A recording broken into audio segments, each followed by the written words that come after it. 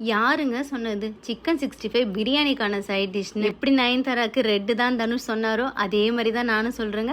சுட சுட சோறு, அதுக்கு மேல சூடா ரசம் ஊத்தி அதுக்கு சைட் டிஷ்ஷா இந்த சிக்கன் 65 வச்சு சாப்பிட்டீங்கன்னா சொர்க்கங்க. இந்த 65க்கு ஃபுட் கலர் எதுவும் சேர்க்கலங்க. சக்தி மசாலா எடுத்திருக்கேன், 50 கிராம் பேக்கெட் எடுத்திருக்கேன். 1 கிலோ சிக்கனுக்கு கூட 2-3 டீஸ்பூன் அளவுக்கு இஞ்சி பூண்டு பேஸ்ட், ஒரு ஃபுல் முட்டையும் சேர்த்திருக்கேன். இது கூட 2 டேபிள் ஸ்பூன் தயிர், தேவையான அளவு உப்பு, 1 டேபிள் ஸ்பூன் அரிசி மாவு, 2 டேபிள் ஸ்பூன் அளவுக்கு கார்ன்ஃபிளவர் மாவு. கார்ன்ஃபிளவர் மாவு வேணும்னா 3 டேபிள் ஸ்பூன் கூட சேர்த்துக்கலாம். ஒரு அரை லெமன் போல நல்லா பிழிஞ்சுக்கலாம். இப்போ எல்லாத்தையும் நல்லா கலந்துக்கலாம். உப்பு ஃபர்ஸ்ட் கம்மியாவே சேர்த்துக்கோங்க, அப்புறம் தேவைப்பட்டா சேர்த்துக்கலாம்.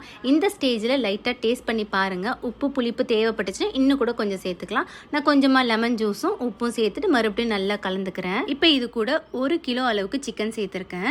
சிக்கன் சேர்த்துட்டு நல்லா கலந்து ஒரு அரை மணி நேரத்துலேருந்து 1 மணி நேரம் அப்படியே ஊற வச்சிங்கன்னா மசாலாலாம் சேர்ந்து சிக்கன் 65 நல்லா சாஃப்டாகவும் ஜூஸியாகவும் வரும். இப்போ எண்ணெய் நல்லா காஞ்சிருக்கு. காஞ்சதுக்கு அப்புறம் மீடியம் ஃப்ளேமில் வச்சு எல்லா பீஸும் போட்டுக்கிறேன். போட்ட உடனே திருப்பி போடாதீங்க. ஒரு 2-3 நிமிஷம் கழிச்சு ஸ்லோவாக திருப்பி கொடுங்க.